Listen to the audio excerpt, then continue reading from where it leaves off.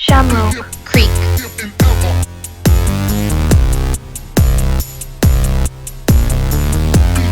Just up here for the day. I might stay overnight. We have a lot going on, so I had a chance to run up here, and we have a couple things we want to upgrade in the solar system.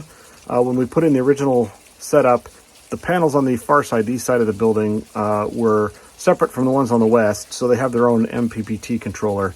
And at the time, I just had a 100/20, which was fine for what they are, or at least I thought it was. Amperage-wise, it was fine. The panel's open voltage is about 97, so certain times of the day, we just started noticing this, when it's, sometimes it's when the panels are wet and the sun hits them, the open voltage jumps up over 100. It doesn't really hurt anything for the most part, except the Victron's smart enough to say, hey, I'm only good to 100 volts, and it will actually just shut off the input. It stays online, sends me a message, I get an alert, and then a little bit later, it'll just switch back on and it's all fine. So I think those panels spike over 100 occasionally. I knew eventually we'd have to upgrade that little MPPT because we're going to add more panels to that side. I figured I might as well just do that now since it's causing that error. So we're going to swap out the 100/20 for a 150/70, which is the same size as the one and the same model as the one running the west side. So they'll be identical. Wet, rainy day. It's actually pretty warm out. Probably got high 40s, maybe 50 even, but definitely raining. Got a little shelter here where I'm working, so, not a big deal. But let's replace the MPPT 100/20 with an MPPT 150/70 per what I mentioned earlier about why. And just got that all installed, and it's looking great. Thing fired right up, connected to the servo, and showed up in the online system. And man, super easy to configure. I love Victron. You can see here on the panel, let's go over to the menu.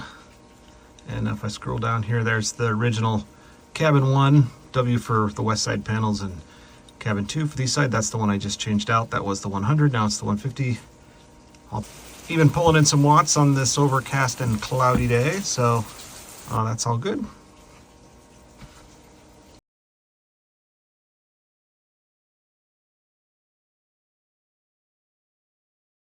There's two other projects we're going to do.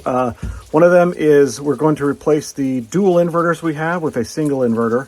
However, I'm going to switch the two LYNX inverters we have over to a Multiplus-II, 120/2.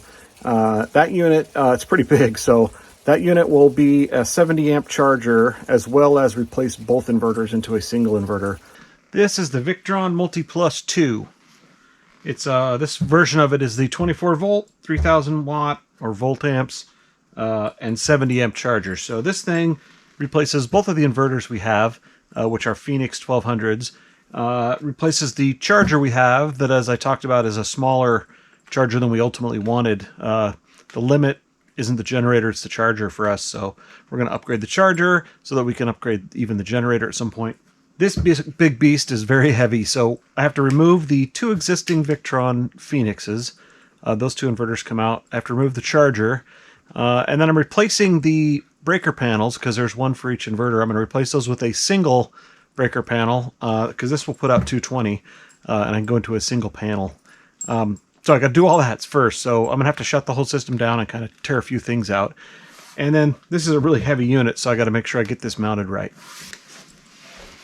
All of the connections on this unit come through the bottom here. They have these nice cable plugs and stuff that you can remove and size right. And then this whole bottom unit comes off here so you can access all the connections. So you'll get to see all that as soon as I get it mounted and ready to start wiring it. As I mentioned earlier as well, we are going to replace the open bus bars that we have, which are just relatively inexpensive bus bars, which I put in just to get us going, knowing that in the future I was probably going to replace those anyways. The thing I'm going to use though is these Victron LYNX systems. Well, let's pull one out here. These guys, you can see it's a little bit bigger than the bus bar we're using now. These are awesome. You can connect many of these together as you need to. These come off and the next one just plugs on here. You can just keep mounting them. There's various other features with this thing where you can have a shunt box in the middle here to do all the measurements from a shunt perspective for DC current. We already have a DC shunt that connects to the servo monitoring system, so I'm not actually buying the module for this. So these are actually going to be in dumb mode. They're pretty much just going to do distribution by, like basically a bus bar. So there are other features here that you could use if you wanted to, but I'm not taking advantage of those right now.